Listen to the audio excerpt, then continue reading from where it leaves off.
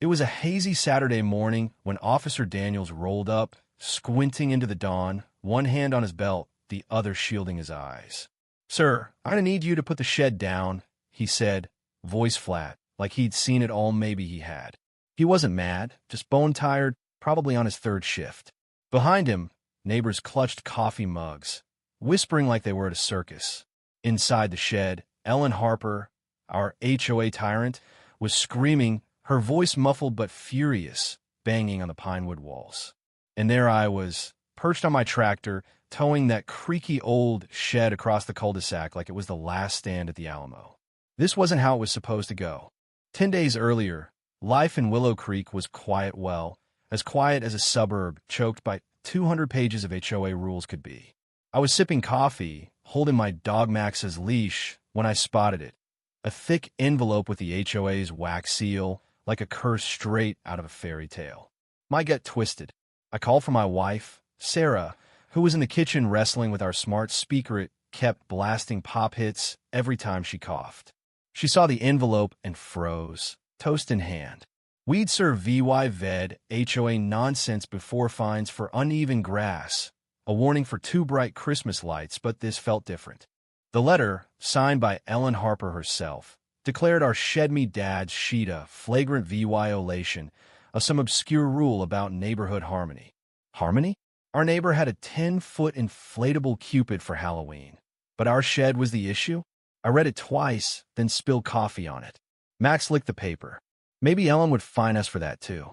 That shed wasn't just wood and nails. It was the last thing I built with my dad before his arthritis took over. A rickety fortress with a tin roof, a carved star above the door, stuffed with his old wrenches, my first toolbox, and enough dust to choke a vacuum. It smelled like grease and home. No way was I letting Ellen take it. We went to the HOA meeting, me in my least faded flannel, Sarah with a speech scribbled on index cards. The community hall felt like a courtroom. Ellen sat at a folding table, flanked by her minions, Greg, who once tried to outlaw birdhouses, and Linda, who snitched on someone's aggressive roses. They didn't smile. "We're not here to argue," I said. "Just explain." Ellen tapped her clipboard. "Your shed VY OLAT's code. Remove it in 10 days, or we'll do it for you."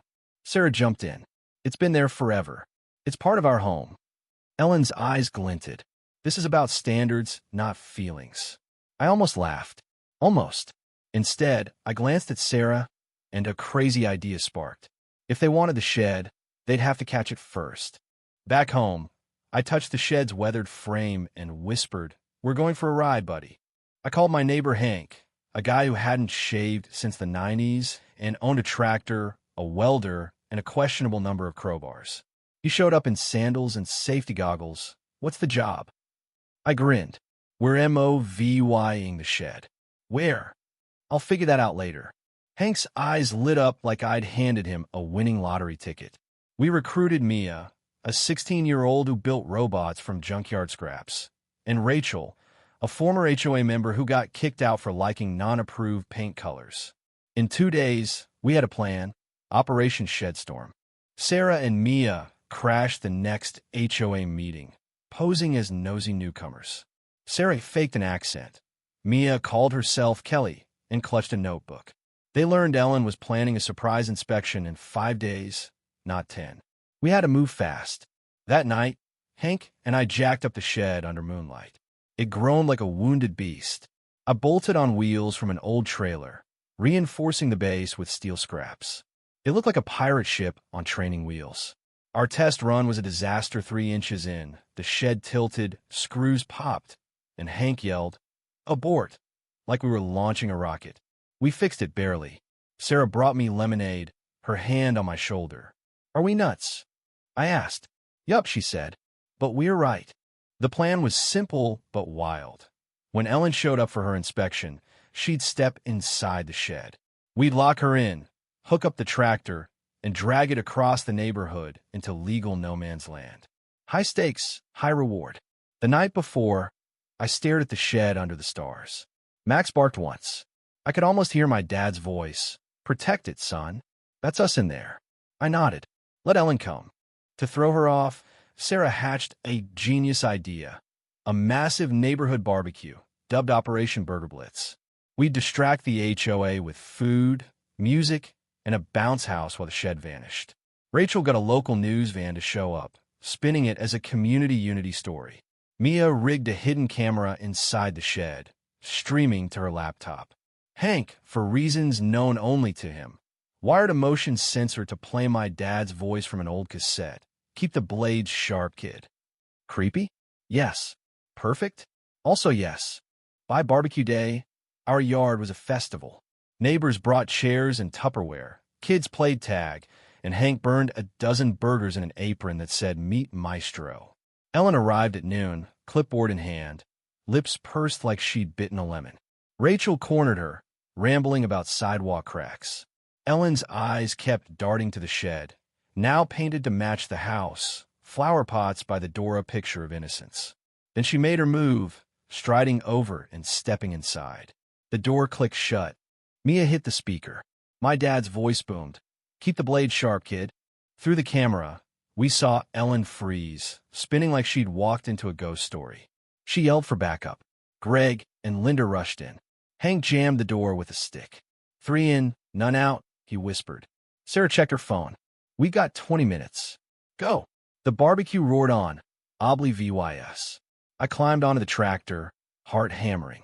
The engine growled, and the shed lurched forward, wheels creaking, Ellen's screams echoing inside. Neighbors cheered like it was a parade float. Sarah worked the crowd, announcing raffle winners. Mia blasted music from her laptop. Hank waved his arms like a deranged traffic cop. Then the cop showed up. Officer Daniels stepped out, eyeing the shed crawling down the street. Morning, Tom, he said. What's this? I swallowed. MOVYing a structure for maintenance, sir. He stared, then at the shed, where Ellen was pounding the walls. That Ellen Harper in there? Yup. He rubbed his chin. I'm grabbing lemonade. I saw nothing for 10 minutes. Fair. I nodded. Fair. He strolled off. Hank whispered, We're golden. We hit a bump at the driveway's end.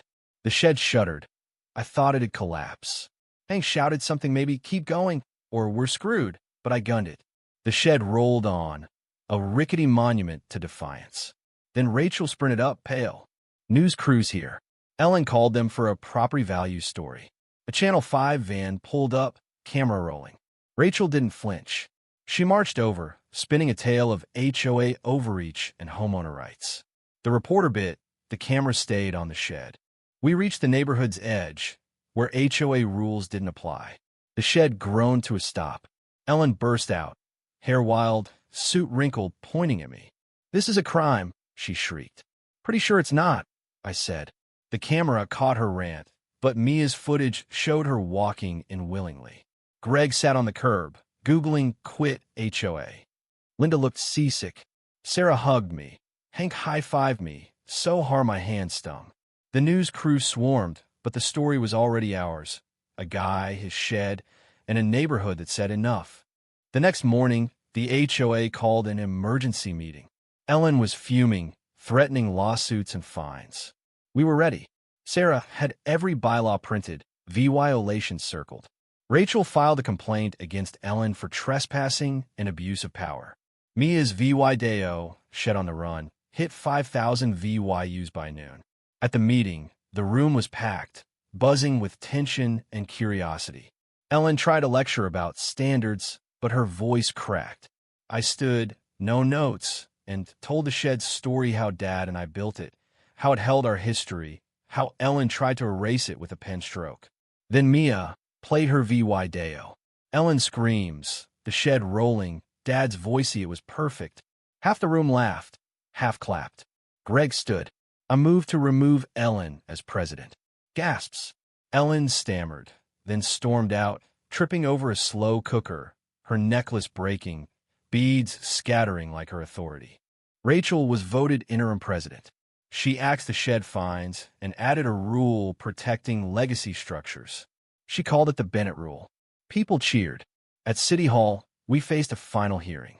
Mia's footage, a 1998 photo of me and Dad painting the shed, and a petition with 150 signatures sealed it. The clerk ruled the shed exempt, a historical landmark. Ellen's lawyer tried to argue. But Rachel and Mia buried him in EVY Denke. Ellen skipped town, reportedly terrorizing a Florida HOA. We got an anonymous note. We see your shed. Don't do it again. Sarah framed it. That summer, we threw a block party. Mia projected a slideshow of the saga. Hank grilled, and the shed glowed under fairy lights.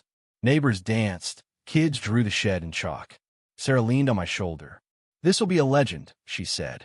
I nodded, thinking of Dad, hoping he'd smile from wherever he was.